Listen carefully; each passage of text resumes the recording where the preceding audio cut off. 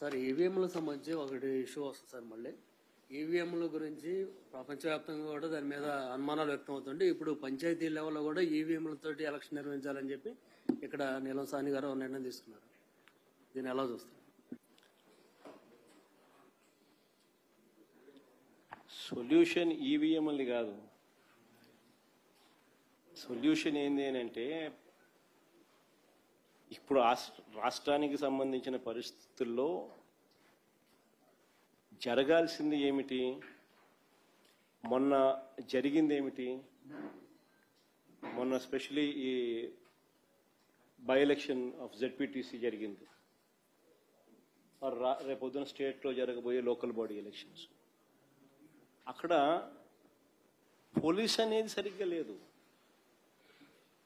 Central government forces వస్తే నీకు న్యాయబద్ధంగా ఎలక్షన్ జరుగుతాయి, లేదా పోలీసుల చేతనే ఇష్టం వచ్చినట్టుగా రిగ్గింగ్ చేయించినారు కంటి ముందనే కనిపించే విధంగా. ఇవి మన కంటికి కనపడతా ఉన్నా, మన కళ్ళ ఎదుటే కనిపిస్తా ఉన్న వాస్తవాలు. మొత్తం అసెంబ్లీ ఎలక్షన్లు, పార్లమెంటుకు సంబంధించిన ఎలక్షన్లకు సంబంధించిన విషయానికి వచ్చినప్పుడు అప్పుడు సెంట్రల్ గవర్నమెంట్ ప్రొటెక్టెడ్ ఫోర్సెస్ ఉంటాయి కాబట్టి అప్పుడు నువ్వు ఏ రకమైన మెకానిజం తీసుకొచ్చినా కూడా ఒక ఫుల్ ప్రూఫ్ మెకానిజం తీసుకురాగలిగితే అప్పుడు దానికి రిజల్ట్స్ వస్తాయి. అప్పుడు నువ్వు అన్నట్టుగా పేపర్ బ్యాలెట్ తీసుకొస్తే మరీ మంచిది అక్కడ. అప్పుడు ఇప్పుడు కాదు. ఇప్పుడు చంద్రబాబు నాయుడు పోలీసులు పెట్టి ఇప్పుడు పేపర్ బ్యాలెట్ పెడితేనేమి, ఏ బ్యాలెట్ పెడితేనేమి చెప్పు, ఆయన పోలీసుల ఆధ్వర్యంలో ఎన్నికలు జరిగితే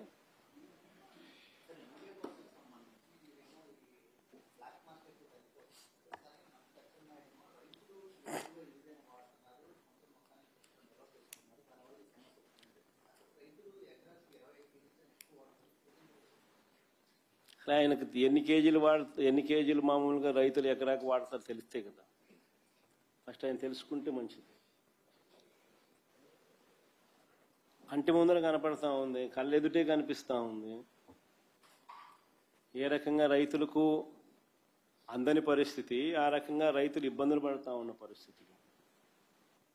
దీనికి ఒక పంటకు వేయడానికి ఎన్నిసార్లు యూరియా వేస్తారు, ఎంత యూరియా ప్రతిసారి వేస్తారో కూడా నాకు తెలియదు లెక్కలు. 25 కేజీలు వేస్తారా? ఒక్కొక్కసారి 25 కేజీలు వేస్తారు.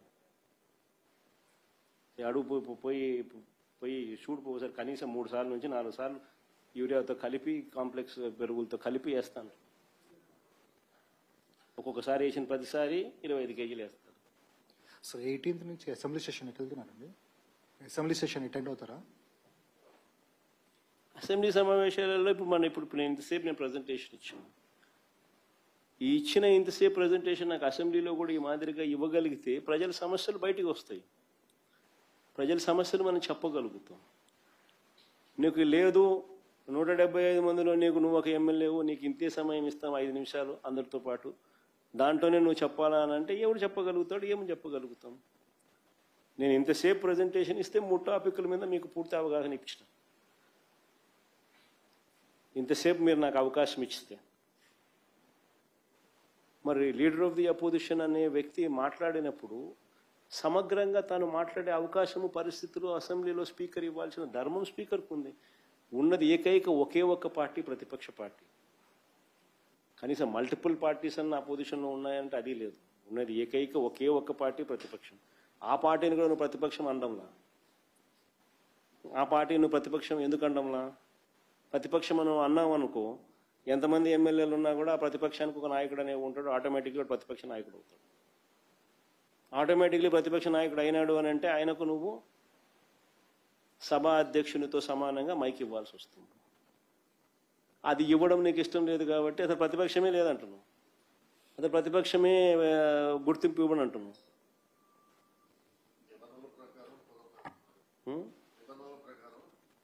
అదే చెప్పేది. అంటే బేసికలీ ప్రజల గొంతు వినపడకూడదు, ప్రజల సమస్యలు కనపడకూడదు, ఎవడో చెప్పకూడదు అనే ఉద్దేశంతో అసెంబ్లీ సమావేశాలు నడుపుతా ఉన్నప్పుడు కనీసం ఆ టైంలో మీ ద్వారా అన్న ప్రజలకు ఈ మాదిరిగా అన్ఇంటరప్టెడ్గా చెప్పగలిగితే, ఈ మాదిరిగా సమయం కేటాయింపుతో చెప్పగలిగితే కనీసం ప్రజలకు జరుగుతూ ఉన్న విషయాల మీద అవగాహన ఉంటుంది.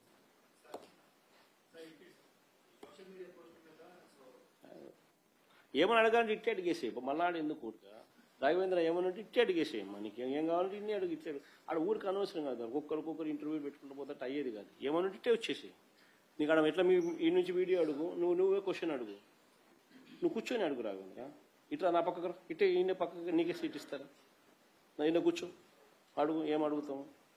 నా అవినాష్ నువ్వు అడుగు, ఏం అడుగుతావు అడుగు, నీకేం కావాలని అడగా, అంతే కదా. చెప్పబ్బా మీకేం కావాలని అడగండి, అంతే కదా. Sir, in Turkapalam, Guntur district, many people have died from last 3-4 months, almost 29. Will you be visiting the place, because yet there is no confirmation what illness is it, what disease is it?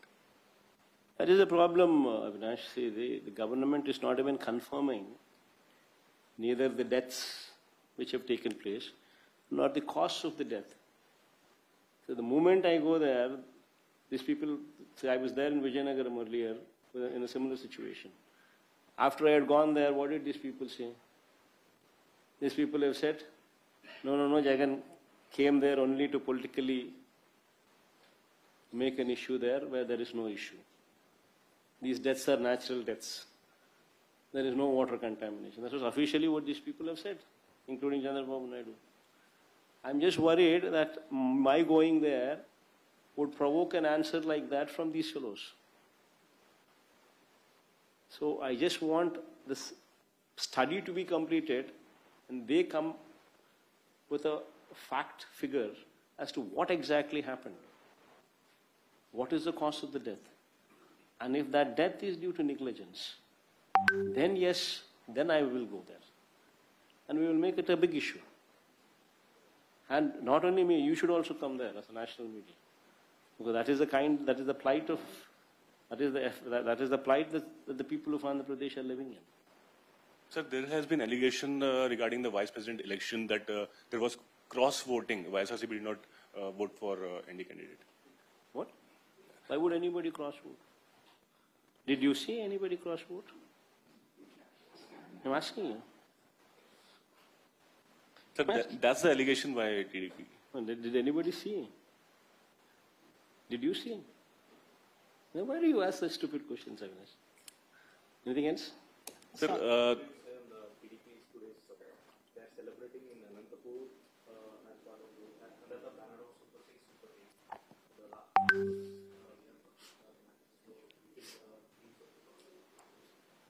The whole presentation that I had just completed, it's all in Telugu.